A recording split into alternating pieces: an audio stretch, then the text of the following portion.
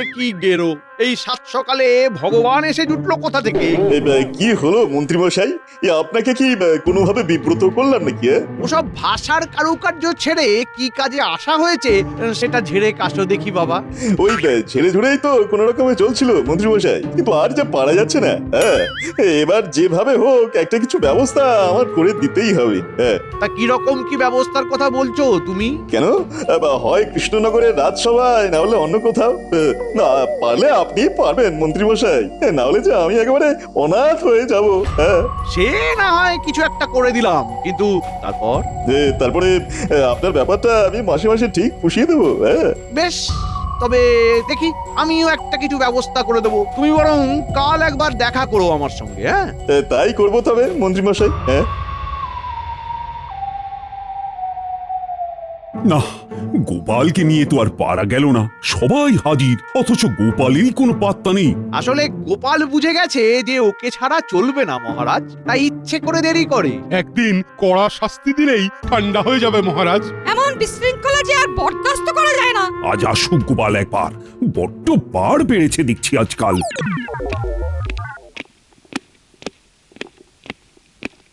প্রণাম মহারাজ। শুভ সম্ভাষণ পরে হবে, আগে বলো দেখি তোমার প্রতিদিন দেরি করে আসার কারণটা কি? কারণ আর কি বলি মহারাজ, এখন চাষবাসের সময়, যা একটু জমি জায়গায় আছে সেটা দেখতে হয়, তাই দেরি হয়ে গেল।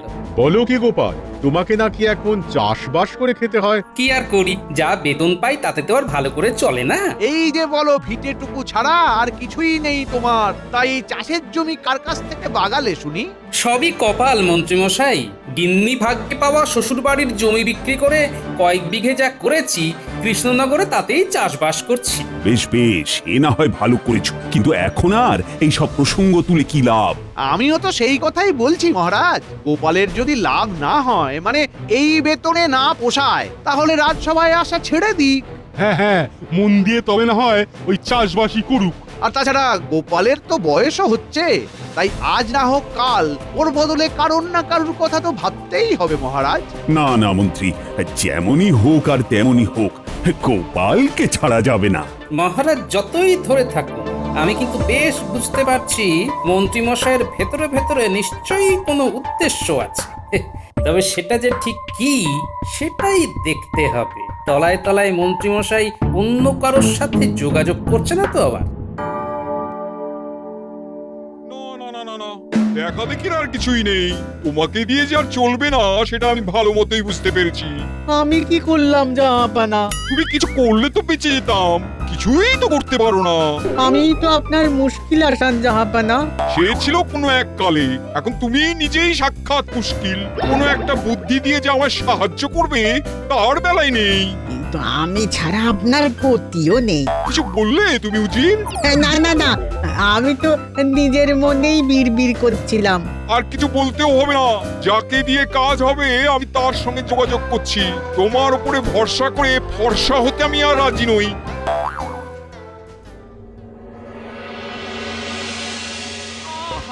খেটে খেটে কি অবস্থা হয়েছে তোমার? এই বসো, একটু বসো, বাতাস করে দি, বাতাস করে দি। যাক, তোমার চোখেও পড়েছে তাহলে। আমার শরীরে কি দয়া মায়া নেই নাকি? তোমার যে এখন খুব পরিশ্রম হচ্ছে সে কি আমি বুঝতে পারছি না? না, এবার যেন মনে হচ্ছে আজ সূর্য পূর্ব দিকে ডুবছে। একটু উঁকি মেরে দেখো তো গিন্নি। আবার আবার রসিকতা করছো তো? সাধে কি মাথা গরম হয় আমার? গরম আর হওয়ার কি আছে গিন্নি, সে তো গরমই থাকে। তবে আজকাল যেন মনে হচ্ছে খানিক নরম হয়েছে। এ আমাকে তুমি চাই বলো, আমি তো আর অমানুষ নয়। চাষবাস সামলে আবার রাজসভার কাজ, সেখান থেকে ফিরে এসে মাঠে গিয়ে জমিতে জল ধরানো, একা হাতে সব সামলাচ্ছ? হ্যাঁ, তুমি কিচ্ছু ভেবো না দিদা, আমরা দাদুকে চাষের কাজে সাহায্য করব। ছোট হলে কি হবে, আমরা কিন্তু দারুণ কাজের। দরকার পড়লে আমিও হাত লাগাবো দাদু। ব্যাস ব্যাস ব্যাস, এই তো তোমার বাচ্চা বাহিনী এসে গেছে। এবার আর কিসের চিন্তা তোমার? না না, এদের জন্য অন্য কাজ ভাবা আছে আমার। শোন, মন্ত্রীমশাইয়ের উপর নজর রাখতে হবে তোদের। সে আর এমন কি কাজ, মন্ত্রীমশাইকে আমরা একেবারে চোখে চোখে রাখবো। কার কার সঙ্গে মন্ত্রীমশাই দেখা করছেন, কি কথা বলছেন, সব তোমাকে এসে বলবো দাদু। ব্যাস ব্যাস, তাহলেই হবে।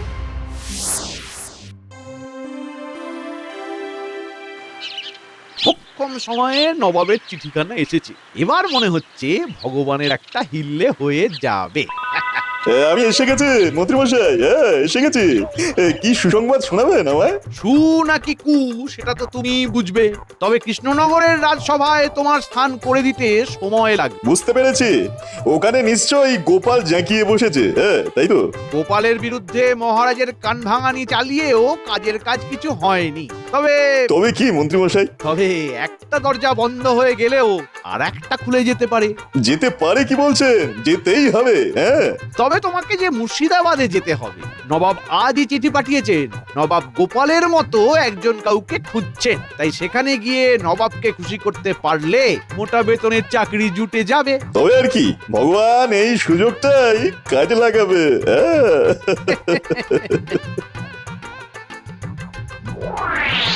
যাই, টুকটুক করে গিয়ে চাষের কাজ দেখে আসি আগে, তারপরে না হয় রাজসভার দিকে যাওয়া যাবে। এই তো গোপাল দাদুকে রাস্তাতেই পেয়ে গেছি।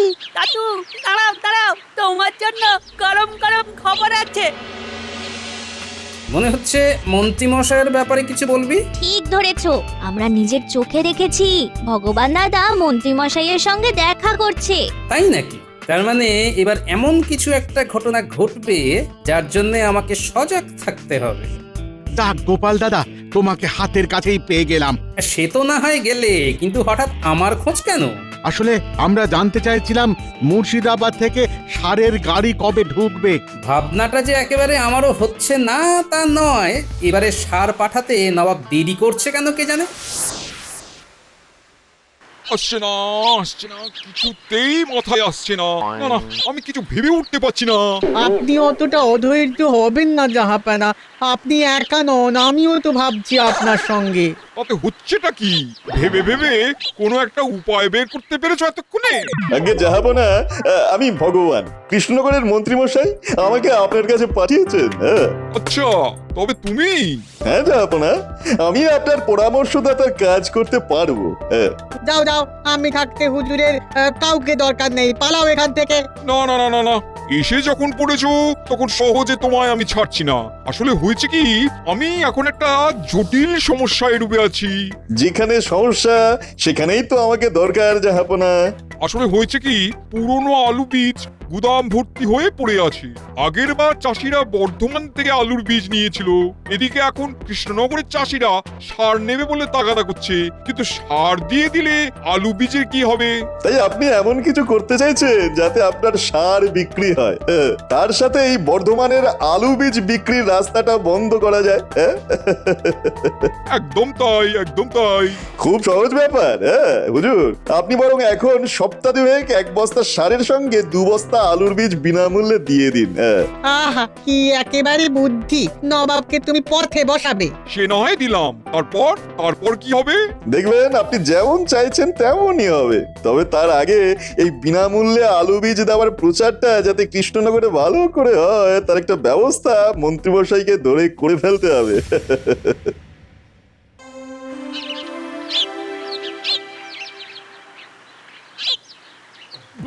ব্যাপার কি মন্ত্রী? হ্যাঁ, আজ যেন ভয়ানক উত্তেজিত দেখাচ্ছে তোমাকে। সেটা খানিকটা ঠিকই ধরেছেন মহারাজ। আসলে হয়েছে কি, এতদিনে প্রজাদের জন্য একটা ভালো কিছু ব্যবস্থা করতে পেরে মনটা নিচে নিচে উঠছে। ও মা, মন্ত্রী মশাইয়ের মন নাচে যখন তখন। কিন্তু সেই ভালো ব্যাপারটা কি? খুব শুনতে ইচ্ছে করছে যে। বলছি আসলে হয়েছে কি, নবাবের সাথে কথাবার্তা বলে প্রজাদের জন্য সারের সঙ্গে বিনামূল্যে আলু বীজেরও ব্যবস্থা করেছি আমি। ব্যাপারটা অনেকটা ঘোড়া ডিঙিয়ে ঘাস খাওয়ার মতো হলো না? শোনো, মন্ত্রী হিসাবে আমারও কিছু ক্ষমতা আছে, আর সেটার ব্যবহার করেই আমি মহারাজকে চমকটা দিলাম। সত্যি সত্যি আমি চমকে গেলাম বটে মন্ত্রী। এটা তো খুবই ভালো খবর। কিন্তু এত ভালো নয় যে মহারাজ। ব্যাস, অমনি গোপাল কুটুম কাটুম শুরু করে দিল। এ তোমার কেমন কথা গোপাল? হ্যাঁ, মন্ত্রী ভালো কাজ করলে তার প্রশংসা তো করতেই হবে। না না মন্ত্রী, তুমি এখনই খবরটা প্রজাদের কানে পৌঁছে দেওয়ার ব্যবস্থা করো। শোনো শোনো শোনো, প্রজাদের জন্য খুশির খবর। আগামীকাল থেকেই মুর্শিদাবাদ থেকে আসা কৃষি সার ন্যায্য মূল্য দিয়ে প্রজারা ক্রয় করতে পারবে, আর তার সাথেই বিনামূল্যে আলু বীজও সংগ্রহ করতে পারবে। এই সুযোগ বারবার আসে না, তাই হাতছাড়া করবেন না। এই সুযোগ শুধু 15 দিনের জন্য। শোনো শোনো শোনো। ওহ, এ তো দারুণ খবর। সারের সঙ্গে আলু বীজ একেবারে বিনামূল্যে। বাবা বাবা, নবাব তো তাহলে আচ্ছা ছাড়ের বন্দোবস্ত করেছেন। না, একটু দেরি হলো বটে, তবে খুব ভালো হলো। চলো আজ থেকে গিয়ে কৃষি ভান্ডারে ভিড় জমাই। যত যাই করো, তবে একটা কথা মাথায় রেখো, বিনামূল্যে কোনো কিছুই ভালো নয় কিন্তু। তার মানে তুমি কি বলতে চাইছো গোপাল দাদা? মানে আর কি, আমার মন বলছে শুধু সারের নয়, এই বীজের মূল্য তোমাদের চোকাতে হবে। হ্যাঁ, সে কি, এ আবার কেমন কথা? এটা তুমি ঠিক বলছো না গোপাল দাদা। কথা যেমনই হোক, পরে যাতে ব্যথা না পাও তাই সাবধান করে দিলাম। সবাই এই সুযোগ নিলেও আমি কিন্তু নেব না। না না, আমরা কিন্তু এই সুযোগ ছাড়তে পারবো না। না, ছাড়তে না চাইলে ছেড়ো না, তবে এটাও শুনে রাখো, আমার সাবধান করার কাজ আমি করেছি, বাকিটা তোমরা যথাসময়ে টের পাবে। ঢের ঢের লোক দেখেছি, তবু তোমার মতো দেখিনি। বাবা বিনা পয়সায় আলুর বীজ দিচ্ছে আর তুমি নেবে না? ওই বিনে পয়সায় দিচ্ছে বলেই তো নেব না। এটা তোমার কেমন গুয়ার তুমি? নিলে অসুবিধাটা কোথায়? নিলে সুবিধাও যে খুব একটা হবে না গিন্নি, এত কাঁচা কাজ নবাব অন্তত করবে না। আর তাই তুমি এখানে ঠুকে বসে থাকবে, নড়বে না? তুমি এখনো বসে আছো দাদু? ওদিকে তো বীজ আর সার নিতে সবাই সেই ভোর থেকে দাঁড়িয়ে পড়েছে। মনে হচ্ছে ভালোই কুতকুতি আর ধাক্কা ধাক্কি হবে। আমার মনে হচ্ছে ওই জন্যেই দাদু ওখানে যাচ্ছে না। কি গো, শুনলে তো এবার? সবাই চলে যাচ্ছে, সবাই চলে গেছে। তাহলে কি সবাই বোকা আর তুমি একা চালাক? সেটাই তো ভাবছি, চালাকিটা তাহলে করছে কে? মন্ত্রীমশাইয়ের সঙ্গে ভগবানকে দেখা গেল, তারপর মন্ত্রীমশাই নবাবের সাথে রফা করার কথা বলল। না না না, এর মাঝে নিশ্চয়ই ভগবান কোনো একটা কলকাঠি নাড়ছে। কি হলো দাদু, কোনো গোলমাল হচ্ছে? গোলমাল তো আছেই রে, অবশ্যই আছে। তোরা কিন্তু মন্ত্রীমশাইয়ের উপর নজরদারি চালিয়ে যা, বুঝলি? ওদিকে খবর কি উজির? তোমার হিসেব কি বলছে? মজুত করা আলু বীজ বেশ অনেকটাই হালকা হয়ে গেছে জাহাপানা, তবে বীজ বাবদ একখানা করিও আমদানি হয়নি। এবার হবে যাবো না। সে তো তুমি সেই কবে থেকেই বলে যাচ্ছ, কিন্তু হচ্ছে আর কই? এক বস্তা করে সারে কি আর চাষ হবে যাবো না? তার মানে সার আরো কিনতে হবে, আর এবার শুধু সার কিনতে হবে, আলুর বীজ আর পাবে না। তাতে আর ওদেরই বা কি হবে, আর নবাবেরই বা কি হবে? হবে হবে, এবারে যে সারের দাম দ্বিগুণ করে দিতে হবে। বলতে হবে সারের দাম হঠাৎ বেড়ে গেছে, আমদানি নেই, আসলে বীজের দামটা এবারে সারের উপরে চাপিয়ে দিতে হবে। আর এখন সার চাষিদের কিনতেই হবে, আর নতুন করে কোথাও থেকে বীজও কিনতে পারবে না, কারণ বীজ নেওয়া হয়ে গেছে। অল্প যা লাগবে সেটা আমার কাছ থেকেই নিতে হবে, না হলে দু রকম বীজ হয়ে যাবে। তোফা তোফা বুদ্ধি তোমার ভগবান, তোফা। তাহলে বীজের দামও উঠে আছে কিনা বলুন যাবো না? না না না না না, আমার কিছুই বলার নেই। আমার এখন একটাই কাম, আর সেটা হলো তোমাকে ইনাম দেওয়া। সবাই সমান, সবাই সমান, সব কটা সমান। কাজের বেলায় কাজী, আর কাজ ফুরালেই পাজি। তখন থেকে নিজের মনে কি বিড়বিড় করছো বলো তো? তোমার কি পেট গরম হলো নাকি, নাকি মাথা? বুঝবে না, বুঝবে না গিন্নি, তুমি বুঝবে না। আমার যে কি হচ্ছে তুমি বুঝতে পারবে না। না বোঝালে বুঝবো কেমন করে? তুমি কি আমাকে বলেছো কিছু? বললেই যেন তুমি সব বুঝবে। হ্যাঁ, ওই ভগবানটা নবাবের কাছে সেদিয়ে গিয়ে আমার পাওনা গন্ডা ভুলে গেল। এবার মাসে মাসে আমি যে নগদ পাবো ভেবেছিলাম, তার কি হবে? তার কি হবে? আমার কিন্তু কথার দাম আছে মন্ত্রীমশাই। এই যে যেমন পেয়েছি তার থেকেই দিচ্ছি, পরে আবার দেবো।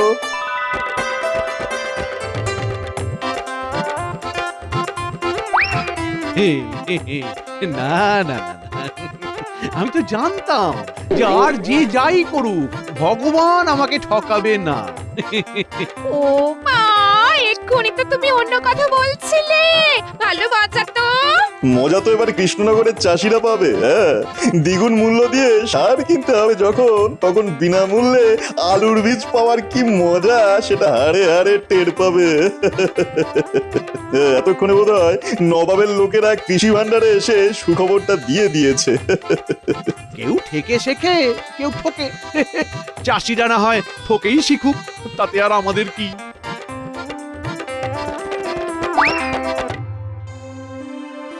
চললাম গিন্নি, চাষের জমিখানা কেমন তৈরি হয়েছে দেখতে চললাম। দেখি আর কি হবে, বীজ তো নেই যে চাষ করবে, আর সারও নেই জমিতে ছড়াবে। হ্যাঁ? চিন্তা করো না গিন্নি, যোগাযোগ থাকলে সবই জোগাড় হয়ে যাবে। কিন্তু এখন আমাদের কি হবে গোপাল দাদা? আরে আরে, সবাই যে একেবারে দল বেঁধে চলে এসেছো, ব্যাপারটা কি? হ্যাঁ, তুমি যা বলেছিলে তা একেবারে অক্ষরে অক্ষরে মিলে গেছে। সারের দাম দ্বিগুণ হয়ে গেছে, এটা তো পয়সা দিয়ে আলু বীজ কেনার সমানই হলো। তুমি একটা কিছু করো গোপাল দাদা। এবার কেন? বেশ তো ঘি খেয়েছো, এবার ঢেকুর তোলো। হ্যাঁ। তোরাও এসে গেছিস? আয় আয় আয়, তা ওদিকের খবর কি? আচ্ছা, তাহলে ব্যাপারটা তলায় তলায় এইভাবে চলছে। হ্যাঁ, কিন্তু আমাদের কি করে চলবে গোপাল দাদা? আমাদের কথা কি তুমি একটুও ভাববে না? ভাববো না বললেও তো আর হাত গুটিয়ে বসে থাকতে পারবো না। শোনো, তোমাদেরও হাত চালাতে হবে।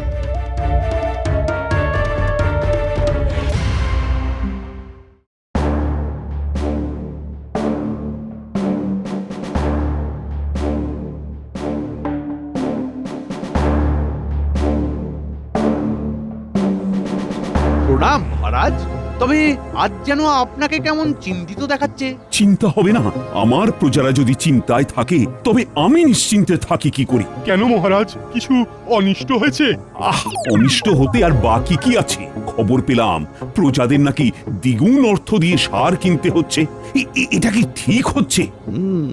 খবরটা তাহলে মহারাজের কানে পৌঁছে গেছে। আপনি চিন্তা করছেন কেন মহারাজ? ঠিক যদি নাও হয় তবে মন্ত্রীমশাই ঠিক করে দেবেন।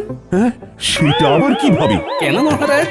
বিনামূল্যে বীজ দেওয়ার ব্যাপারটা যদি মন্ত্রীমশাই নবাবকে বুঝিয়ে ব্যবস্থা করতে পারেন, তাহলে সারের দাম দ্বিগুণ করাও নিশ্চয়ই মন্ত্রীর সঙ্গে কথাবার্তা বলেই নবাব ঠিক করেছেন। উনিই তাহলে মূল্য কমানোর কথা নবাবকে বলতে পারেন। এই মরেছে, এ কি সবাই মিলে তো আমাকে আচ্ছা বেকায়দায় ফেললো দেখছি। না না মন্ত্রী, তুমি এর দায় এড়াতে পারো না। তবে গোপাল, মন্ত্রীর ব্যবস্থা না হয় পরে করছি আমি, কিন্তু এখন প্রজাদের মুখে হাসি ফিরবে কি করে সেটা তো বলো। মহারাজ, এখন প্রজাদের মুখে হাসি ফেরাতে পারে কেবল গোবর। হ্যাঁ, গোবর? ও মা, গোবরের কি বিশ্রী গন্ধ! আমি এখন থেকে করি তাহলে আমার নাক বন্ধ। বিশ্বাস না হলে আপনি নিজের চোখেই দেখবেন, চলুন মহারাজ।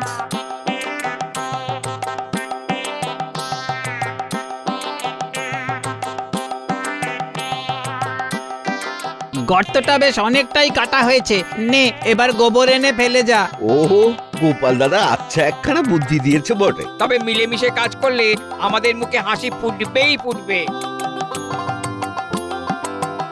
আসুন মহারাজ, একটু দেখে শুনে গোবর বাঁচিয়ে আসুন। সে না হয় পরে আসছি, কিন্তু এসব হচ্ছেটা কি? প্রজারা নিজেদের সারের ব্যবস্থা নিজেরাই করে নিচ্ছে, গোবর জমিয়ে গোবর সার। চমৎকার চমৎকার! এই প্রজারা তো দেখছি তাহলে স্বাবলম্বী হয়ে গেছে। কিন্তু বলছিলাম কি মহারাজ, এইভাবে গোবরে মাখামাখি করে কাজটা কি ভালো হচ্ছে? এর থেকে তো হ্যাঁ হ্যাঁ, আপনি বরং মন্ত্রীমশাই ওই নবাবকে জানিয়ে দিন যে আমাদের আর নবাবের সারের দরকার নেই। অবশ্য আপনি না বললেও সেই খবর এতক্ষণে নির্ঘাত নবাবের কাছে পৌঁছে গেছে। এই গোবর সারে হয়তো ফসল ফলতে একটু বেশি সময় লাগবে, কিন্তু মাটির উর্বরতা বহুগুণ বেড়ে যাবে। বুঝতেই পারছি এই সব গোপালের উর্বর মস্তিষ্কের ফল। কি করব বলুন পণ্ডিত মশাই, আমার মাথাতেও যে গোবর ভরা আছে। না না গোপাল, তোমার বুদ্ধির তুলনাই হয় না। সে না হয় হলো, কিন্তু যে নবাবকে বুদ্ধি দিল এরপরে তার কি হবে সেটা ভেবেই যে এখন আমি অস্থির হয়ে যাচ্ছি মহারাজ। নবাবকে বুদ্ধি দেওয়ার লোকটি কে বলো তো গোপাল? আমার মন্ত্রী সেই গুণধর নয় তো? না না, ঠিক মন্ত্রী মশাই নন, তবে ওনারই অনুপ্রেরণায় ভগবান নবাবের কাছে গিয়ে এইসব কলকাঠি নেড়েছে। আর কাঠি করলে যে লাঠির বাড়ি খেতে হয় সে কে না জানে মহারাজ। ওই ওই ভালো করে সর্ষের তেল মাখিয়ে একটা লাঠি আনো দেখি। আজ এই ভগবানকে আচ্ছা করে ঘা কতক লাগিয়ে ওর সব তেল আমি বার করছি। কাউকে দরকার নেই, আমি নিজে গিয়ে নিয়ে আসছি জাহাপানা। আমাকে ছেড়ে দিন যাবো না, আমি বুঝতে পারিনি যাবো না, আমাকে ছেড়ে দিন না, যাবো না, ছেড়ে দিন। আমার চরম লোকসান করিয়ে দিয়ে এখন বলছো বুঝতে পারিনি? তোমার কথা মতো বিনা পয়সায় আলু বীজ দিয়ে ভেবেছিলাম সার বিক্রি করে সেই পয়সা উঠে আসবে, কিন্তু এখন তো খবর পাচ্ছি চাষিরা আর সার নেবে না। তাহলে এবার কি হবে? তাহলে তোরা বীজটা বিনা পয়সাতেই পেয়ে গেল জাহাপানা। তোমাকে আর ফোড়ন কাটতে হবে না, যাও নিয়ে এসো লাঠিকানা। আগে একে পেটাবো, তারপর গড়াতে ভরবো। ওরে বাবা গো, ওরে বাবা, মরে যাবো গো। এই ধরো ওকে, এই যেন পালাতে না পারে, ধরো।